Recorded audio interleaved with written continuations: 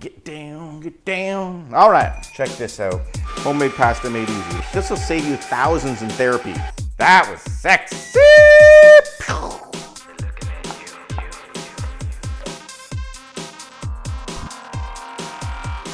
Randy Feltis here, and today in the kitchen, we are doing a linguine rapini burrata. Say that 3 times fast. Linguine rapini burrata, linguine rapini burrata.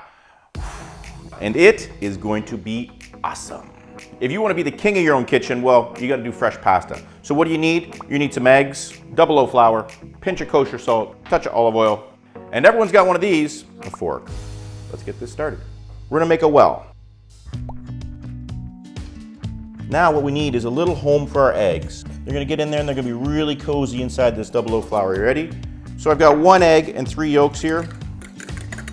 What you want to do is you want to beat that up before it goes into its house. It just feels more comfortable that way.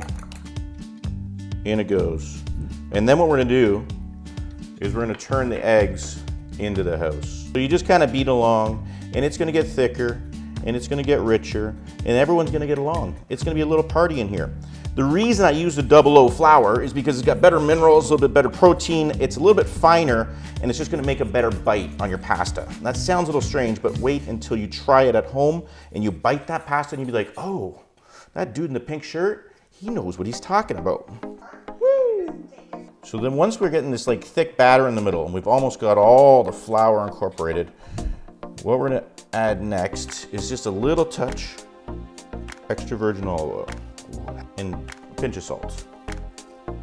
Bring out that remaining flour and just with the heel of your hand, just fold it onto one another.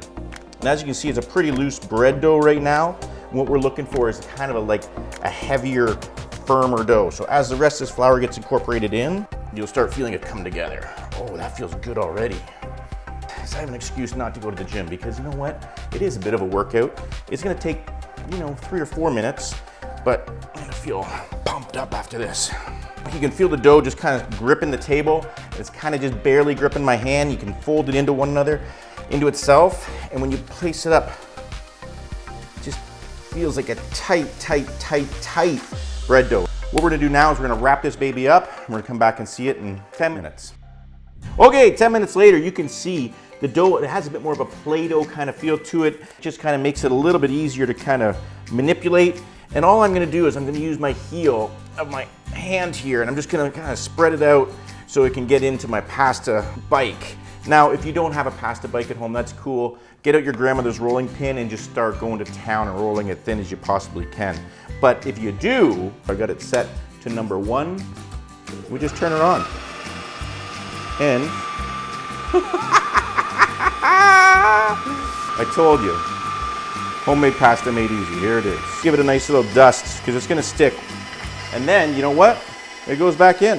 You don't wanna force the pasta through, you just kinda like, it's like doing laundry, just kinda hanging the sheets here. You catch it on the other end, you don't want it dangling because that's gonna stretch it out. But you know what? This will save you thousands in therapy. You just have peace right now. This is a beautiful thing. And then because I'm feeling adventurous, I feel like this dough is tighter than tight. We're going from number 3 to 5.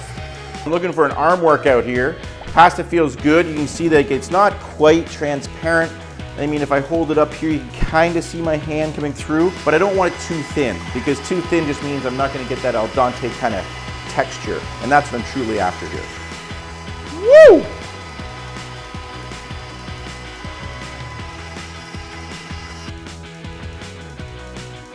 That was sexy! So what we need to do is kind of cut it down into pasta length. I know, we all want some. You can get some too, just chill out.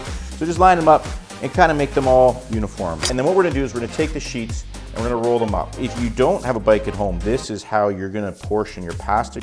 Make sure you give it a bit of flour because that's always a good thing to do so you don't get the sticking. Large knife, and what we're gonna do is linguine. Oh, look at this. I know what you're thinking. It doesn't look like pasta. Well, guess what?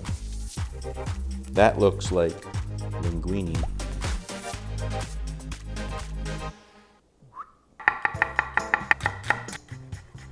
Woo! The classic rapini sauce. We need shallots, garlic, chilies, white wine, vegetarian stock, olive oil, cashews, rapini, basil, lemon juice, some Parmesan cheese, and garnish with the beautiful burrata. And never forget the salt and pepper. When building any pasta sauce, we have to start with the 3 key ingredients that every Italian uses: shallots, garlic, and chilies. So a linguine, rapini, you got it. Olive oil, don't be stingy. Garlic, shallots, chili. This is a vegetarian sauce, so we have to extract as much flavor as we possibly can with the vegetables. So as these sweat out, we kind of loosen them up a little bit, we want a little caramelizations. You see the little on the edges there? That's kind of what we're after. So now we're gonna do the same thing with the rapini. It's gonna take some of the heat out of the pan, and you know what? You can cook rapini to death and it still stays delicious. So give it a little toss, but as you can see, things are drying out a little bit. And you know what? Whenever I get dry, I hit some Chardonnay. This sauce is no different.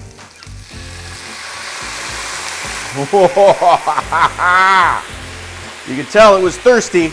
We've simmered this for like 3 minutes now. The wine's come down, the stock has come down. The rapini's still green, we've cooked it. We want it to be kind of soft because what we're gonna do now is we're gonna blend this sucker up. We're gonna make this a bright, bright green vegetarian sauce that's just gonna grab that noodle and hang on tight. So once you see the big bubbles on the edge here, that's when we're good to go. Into the whirlwind we go. Now to add some creaminess without cream, cashews, this is where the basil goes in, some Parmigiano Reggiano, and just a little bit of lemon juice. We need some sharpness in there. We might adjust again later, but a touch of lemon juice, and here comes the magic. Oh boy. I'm just gonna put a spoon in there and give it a taste.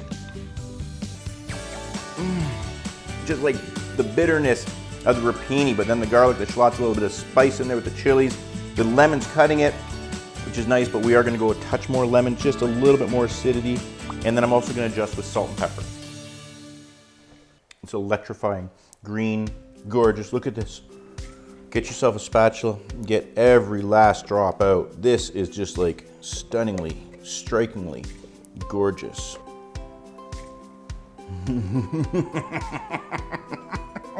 No good. Woo! We got our hand cut pasta here and it's going in. This doesn't take long because it's fresh. We might be 1 minute. It's there. And now the sauce meets the pasta. Oh, look at this. They've just wanted to be together. That's all they wanted.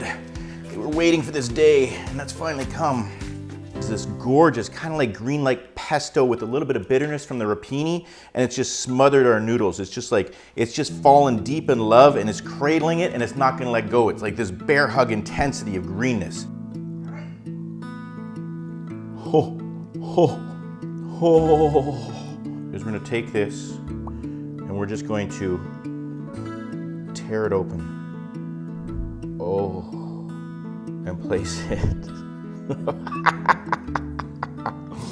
on top. Oh my stars. This one goes down as one of the best. Linguine, rapini, burrata. It's a new marriage of flavors. Get it.